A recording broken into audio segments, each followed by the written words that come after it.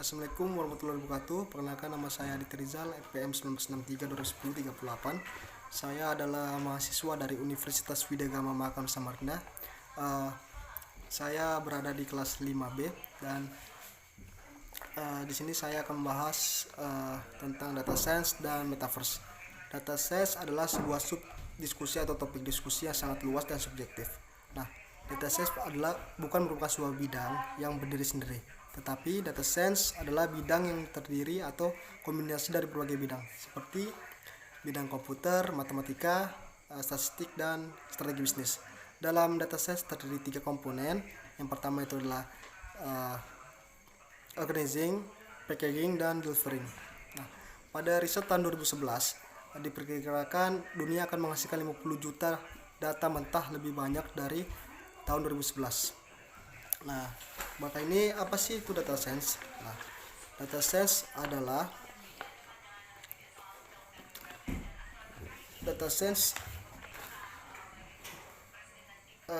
merupakan keterampilan membutuhkan ilmu komputer, programmer teknologi, statistik yang berada di luar dari standar bagi peneliti ilmu sosial. Nah, data science juga dapat membantu peneliti agar dapat lebih bekerja efektif untuk menghasilkan informasi baru yang tepat waktu, menjelajahi kumpulan data yang benar baru dengan cara yang baru, mengubah pemodelan simulasi dan lain sebagainya, dengan tujuan meningkatkan kuantitas dan kualitas bukti yang diperlukan untuk membuat kebijakan yang lebih baik, memperkuat komunitas, dan meningkatkan kehidupan masyarakat.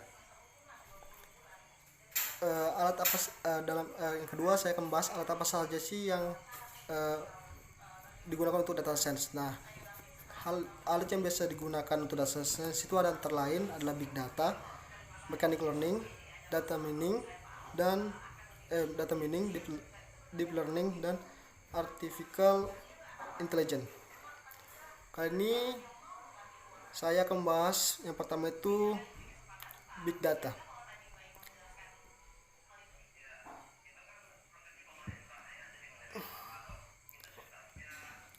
Dengan menggunakan big data, data scientist dapat menentukan perusahaan untuk memprediksi produksi apa yang akan dijual, membantu perusahaan telekomunikasi untuk memprediksi kapan dan mengapa pelanggan mengganti operator, dan membantu perusahaan asuransi mobil untuk memahami seberapa baik pelanggan mereka dalam mengemudi.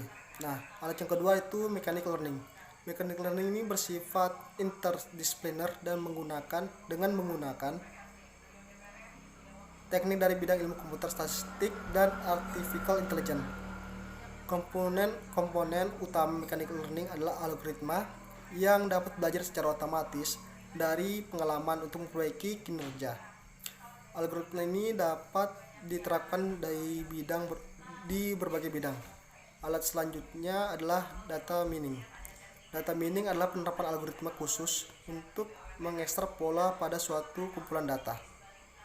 Alat yang berikutnya ada data mining ini juga berhubungan erat dengan mechanical learning. Nah, data mining ada sebuah proses yang menggunakan algoritma mechanical learning untuk mengekstrak pola-pola informatif yang disimpan dalam kumpulan data. Alat berikutnya adalah deep learning. Deep learning adalah istilah yang relatif baru yang sedang dibicarakan baru-baru ini atau belakangan ini.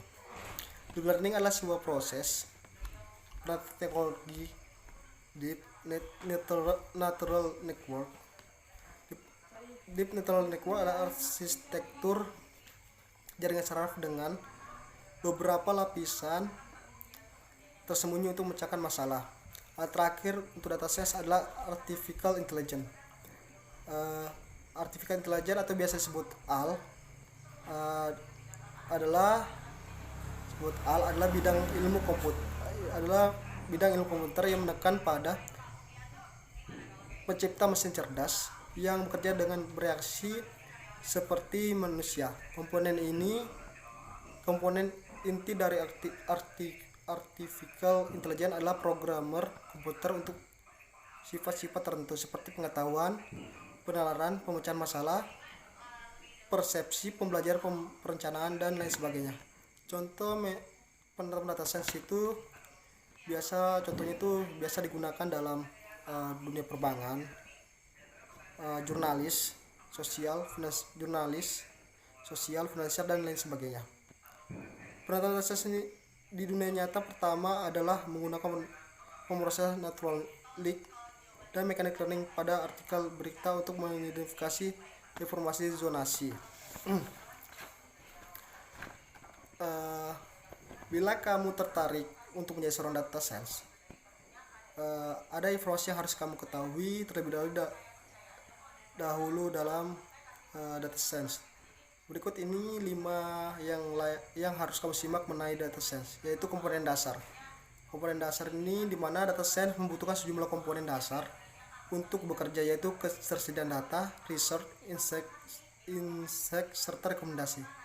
Investor data sciences Coinworks mengatakan riset,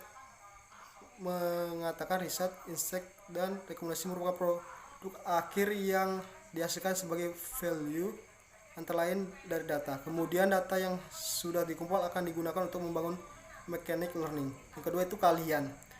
Seorang data science harus memiliki 3 keahlian, yaitu matematika, programan, dan bisnis.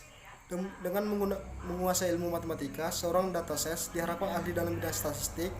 Sementara itu, dengan memahami programming secara mendalam, data science pasti memiliki skill tinggi di bidang computer sciences, software engineering, serta sistem development. Nah, lalu kenapa data science harus menguasai bisnis juga? Sebab data science dalam pekerjaannya pasti bersinggungan dengan hal-hal bidang ekonomi, finansial, pemasaran, operasional, hingga manajemen. Kedua itu cakupan kerja. Mungkin kalian mengira data science sama dengan data analis. Kedua profesi ini sebenarnya berbeda meskipun tugasnya bersinggungan. Data science biasanya hanya bertugas melakukan analisis data. Sementara itu seorang data science selain menganalisis data juga melakukan eksperimen dan pembuktian. Yang kedua itu yang terakhir itu ada riset independen. Perekonomian biasanya mencapai kandidat data science yang memiliki pengalaman dalam melakukan riset secara independen. Salah satunya dengan melihat gelar akademis kandidat. Selain itu, perekrutan pertimbangan pengalaman riset kandidat dalam dunia pekerjaan. Misalnya rekam jejak sebagai research scientist. Yang kedua, saya akan membahas tentang metaverse. Metaverse adalah bagian internet dalam realitas virtual bersama yang dibuat semirip mungkin dengan dunia nyata. Di dunia internet tahap 2, istilah metaverse bukan merupakan hal baru.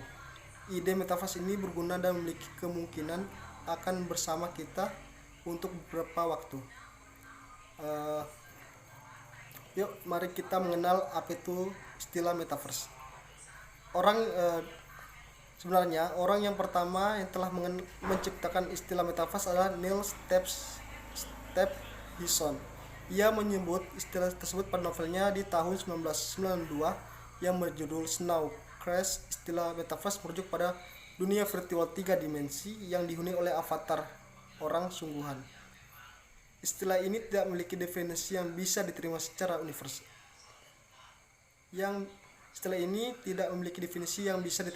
universal. Anggapan metaverse adalah internet yang diberikan dalam bentuk 3D. Nah, dalam dunia metaverse ini kita akan menemukan hal-hal baru, seperti kita bisa belanja online. Dalam kita pokoknya kehidupan baru tapi di dunia maya. Tapi kita bisa melakukannya seperti dunia nyata. Nah, Adapun fiksi dari data metaverse itu, saya mengambil fiksi dari The Matrix, fiksinya, yang dimana ini menggambarkan sebuah masa depan distopia di mana umat manusia tanpa sadar terperangkap di dalam dunia virtual yang disebut Matrix, yang diciptakan oleh mesin intelijen untuk mengalihkan perhatian manusia sehingga menggunakan tubuh mereka sebagai sumber energi.